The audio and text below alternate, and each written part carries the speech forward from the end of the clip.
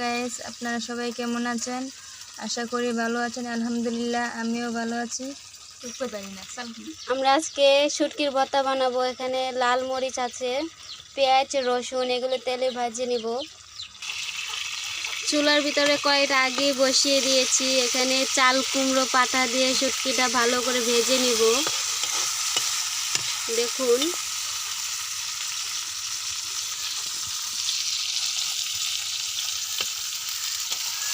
এভাবে কে কে শুটকির ভর্তা খেতে পছন্দ করেন কমেন্টে জানাবেন।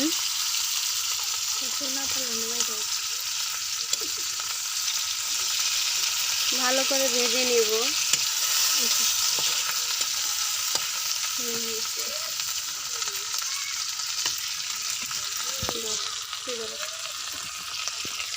এখন শুটকিটা নামিয়ে নিব। দিয়ে দিব রসুন পেঁয়াজ। আগে রসুনটা দিয়ে দিব। রসুনটা হালকা ভেজে নেব।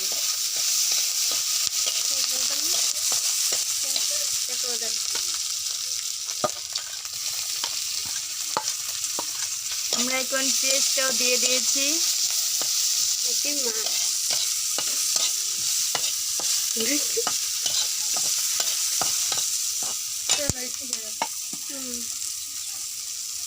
একটু তেল দিয়ে দিব।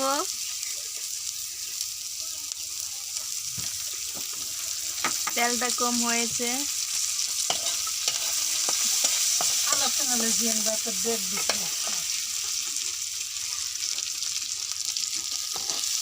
হালকা ভাজা হলে নামিয়ে নেব।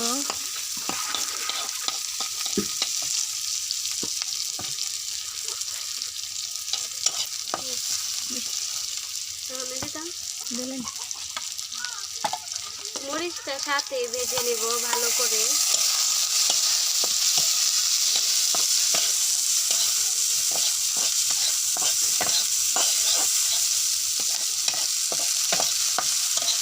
আমরা দু জামিলের ভিডিওটা করতেছি অনেক কষ্ট করে, গরমে ঘেমে যাচ্ছি, কিন্তু আমাদের পেজটা দেখানো হচ্ছে না। পরবর্তী ভিডিওতে পেজটা দেখাবো কিনা চিন্তা ভাবনা করব।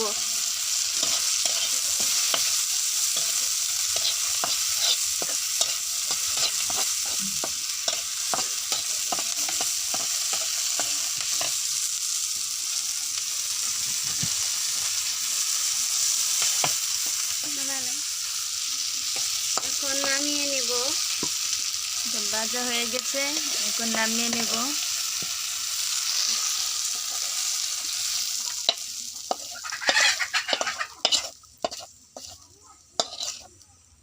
এখন আমরা এগুলো বেটে নিব।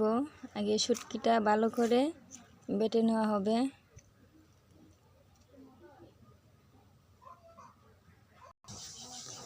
দেখুন, আমাদের ভর্তা বাটা হয়ে যাচ্ছে। এখন শুটকিটা আগে বেটে নেওয়া হচ্ছে। আমি হলাম বড় যা, আমার দুই যা আগে ভিডিওটা করলো। এখন আমার ছোট যা ভর্তাটা বেটে নিচ্ছে। আগে শুটকি দিয়ে কুমড়ো পাতা ভেজে নিয়েছে, এটা বাটা হচ্ছে।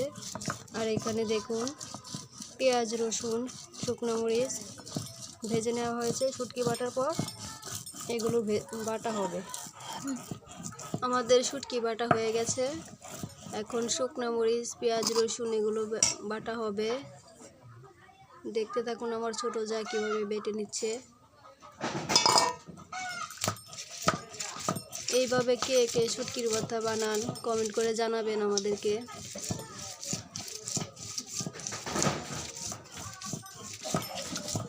দেখুন, আমাদের ভর্তা প্রায় বাটা শেষ হয়ে যাচ্ছে।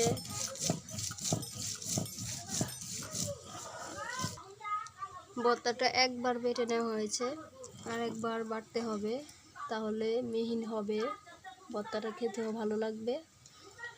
এই চাল কুমড়ার পাতাগুলো আমরা চুরি করে নিয়ে এসেছিলাম। তো চুরি করা ভর্তা কেমন লাগে দেখতে থাকুন।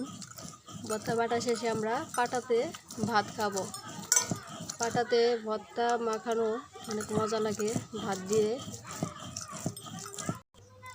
বাটা প্রায় শেষ, তাই জন্য শেষের দিকে আমরা একটু লবণ দিয়ে বেটে নিব। তার পরবর্তীতে আর লবণ দিব না। এখন আমরা গরম ভাত নিয়ে নিব ভর্তা দিয়ে খাওয়ার জন্য। পাটার মধ্যে গরম ভাত মাখিয়ে খাবো। এভাবে কে কে পাটার মধ্যে ভর্তা দিয়ে ভাত খেয়েছেন কমেন্ট করে জানাবেন।